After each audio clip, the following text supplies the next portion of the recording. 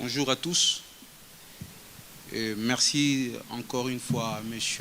Bamanissa pour cette opportunité et particulièrement à Al, que j'ai toujours apprécié lorsqu'il modère le panel. Et il a bien commencé à planter d'abord les décors avec le secteur privé qui sont en fait en train de piloter le boom immobilier que connaît aujourd'hui la ville de Kinshasa, mais surtout particulièrement dans sa partie de la Gombe. Boom immobilier à Kinshasa, croissance urbaine ou bombe à retardement.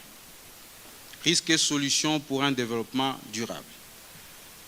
Le secteur immobilier en RDC connaît une croissance vertigineuse, notamment dans sa grande partie de la Gombe.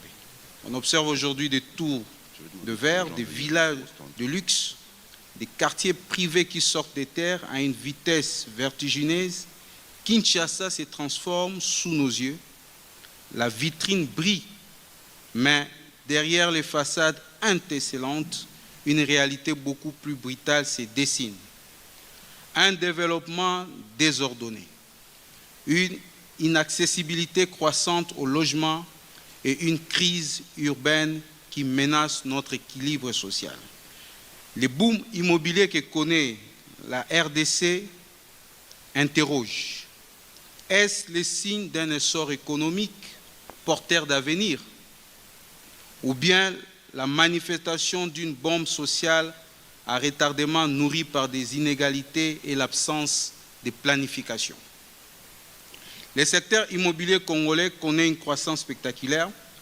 Les investisseurs affluent, attirés par une demande forte en logements modernes et infrastructures de standing.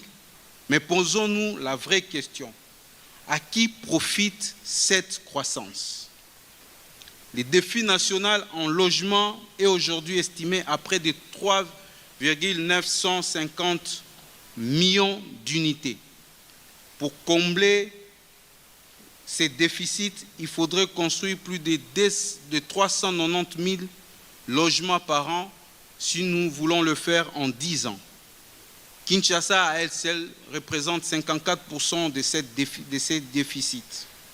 Pourtant, de nouveaux projets immobiliers ciblent une clientèle aisée. À la Gombe, des loyers rivalisent avec ceux de Paris ou de New York. Pendant ces temps, 75% des Kinois vivent dans des quartiers informels sans eau ni électricité. Nous construisons beaucoup, mais pas pour la majorité.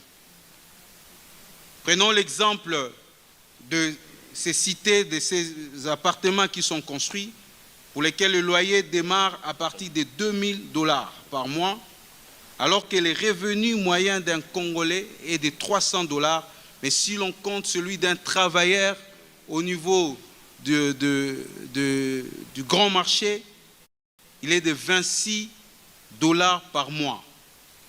Il faudrait 76 mois de salaire pour payer un seul mois de loyer à ces travailleurs.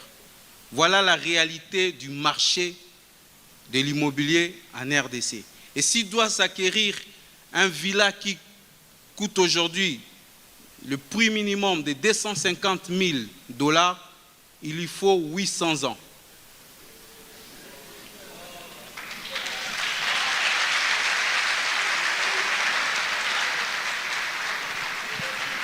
Avec plus de 100 millions d'habitants, la RDC est le 4e pays le plus peuplé d'Afrique. Sa population urbaine croît avec un rythme vertigineux, avec un taux de 42% et qui devrait atteindre 60% en 2050. Avec une superficie de 9 965 km, presque 100 fois la taille de Paris, Kinshasa regorge aujourd'hui plus de 20 millions d'habitants.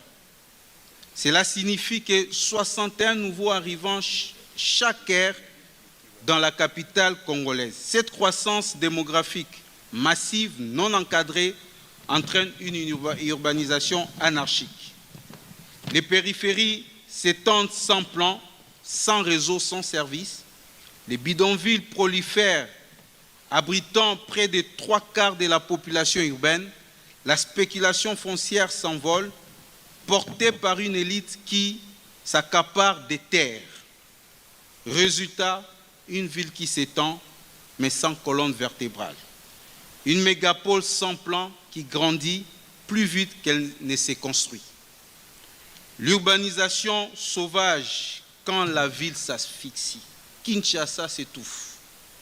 Plus de 47% des habitants dépendent des transports en commun sans réseau structuré ni plan de mobilité. Chaque jour, les embouteillages paralysent la ville. La population s'aggrave, la pollution s'aggrave et les pertes économiques se chiffrent en millions. Les infrastructures ne suivent pas. Routes impraticables, non adaptées au trafic. Réseau d'eau et d'électricité saturés. Absence de drainage efficace, avec des conséquences dramatiques. En 2025, une centaine de personnes ont perdu la vie dans les inondations de Kinshasa. Et pendant que certains quartiers privés profitent d'eau, d'électricité et de routes propres, les autres vivent dans la boue, le noir et les ordures. Nous ajoutons des toits plus vite que des rues, des immeubles plus vite que des réseaux. Un pays riche, mais une population pauvre. La RDC a de quoi à soutenir le développement de ces infrastructures. En 2024, le projet du budget de la RDC, qui s'élevait à 16 milliards, alloué à une population de 100 millions de personnes, à titre de comparaison, Tesla, une entreprise qui tire d'importants bénéfices des minerais extraits de la RDC, vaut plus de 60 fois l'ensemble du budget national de la République démocratique du Congo. Malgré ces 24 000 milliards de dollars que représentent ces réserves minières, près de 73% des Congolais vivent avec moins de 2,15 dollars américains par jour. C'est notre réalité. Et tandis qu'un enseignant gagne moins de 500 dollars américains par mois, certains politiciens touchent jusqu'à plus de 20 000 dollars américains par mois. Le pays détient ainsi l'un des taux d'inégalité le plus élevé d'Afrique, où 1% de plus riches concentre près de 20% des revenus nationaux. Dans ces contextes, comment parler des logements sociaux? 250 000 dollars. Comment parler de développement inclusif quand 88% des travailleurs sont informels et que seuls 12% ont accès à un compte bancaire? Le logement est devenu un investissement financier, mais pas un droit social tel que garanti par la Constitution de notre pays. Le foncier est le cœur du problème. En théorie, la terre appartient à l'État. En pratique, elle est contrôlée par un poignet de chefs coutumiers, des politiciens et des intermédiaires informels. Un système opaque propice au conflit et à la spéculation. On estime qu'à ces rythmes, il faudrait 350 ans pour formaliser tous les titres fonciers de Kinshasa, si l'on compte notre 2 345 000 km². Et ces désordres fonciers se traduisent par des milliers de murs targués d'un même avertissement: cette parcelle n'est pas à vendre. Symbole d'un marché où tout s'achète, même ce qui ne devrait pas. Le benchmark international nous donne des leçons. Lagos, le miroir du chaos, qui a connu la même effervescence du boom immobilier comme Kinshasa, avec des quartiers comme Lekki, où on a vu surgir des tours modernes, mais aussi des inondations catastrophiques. Leçon pour la RDC, pas de croissance sans planification. Avant de construire, il faut drainer il faut viabiliser, il faut zoner. Nairobi, face à un désordre similaire, le Kenya a mis en place la NUPLAN, un plan directeur appuyé sur la technologie. Résultat, un cadastre numérique, des permis automatisés et une urbanisation autour des axes structurants. Digitaliser le foncier et conditionner tout permis à l'accès au réseau serait donc le chemin à prendre. Casablanca, le Maroc a su encadrer son boom grâce à un État stratège, des zones d'aménagement concerté, des incitations fiscales pour tout projet immobilier de luxe. Il faut au moins 20% de logements sociaux avant d'obtenir des autorisations. Aujourd'hui, le secteur immobilier est devenu le terrain de jeu d'élite économique. Pendant que les classes moyennes sont exclues, des oasis de luxe se multiplient, isolées du reste de la ville. Les infrastructures publiques, routes, eau et électricité sont parfois financées pour ces enclaves, mais inaccessibles au reste des citoyens. Nous créons Kinshasa la belle, mais nous oublions Kinshasa la poubelle. Solution pour transformer le boom en bénédiction.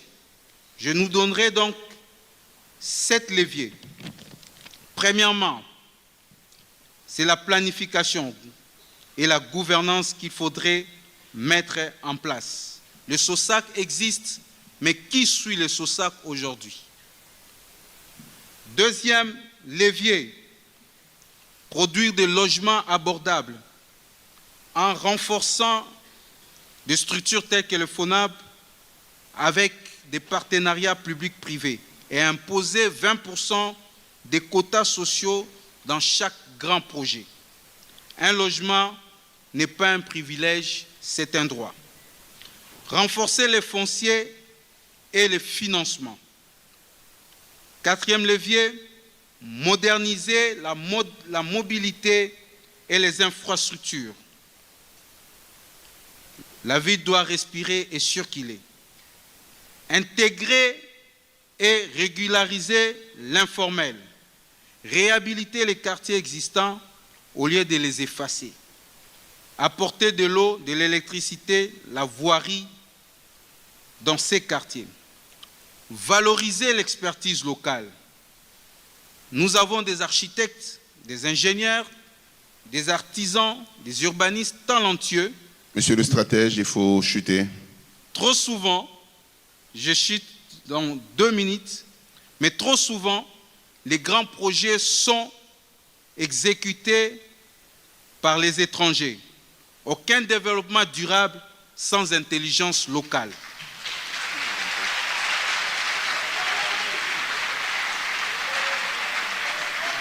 Soutenons le bureau d'études congolais et faisons de la conception Made in Congo un label de la fierté.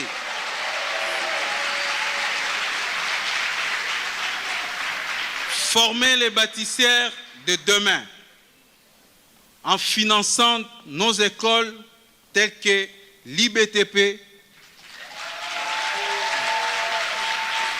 et l'Institut national d'architecture, la faculté polytechnique et j'en passe. Utiliser les matériaux locaux et réduire les importations. Ce qui va nous amener à réduire le coût de construction. Aujourd'hui, 80% des matériaux de construction sont importés.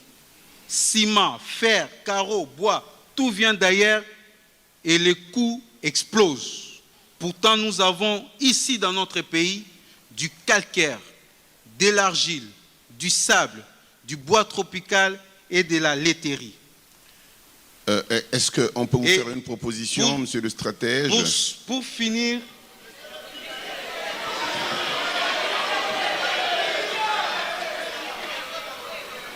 je vais chuter par là, étendre Kinshasa intelligemment. Kinshasa ne peut plus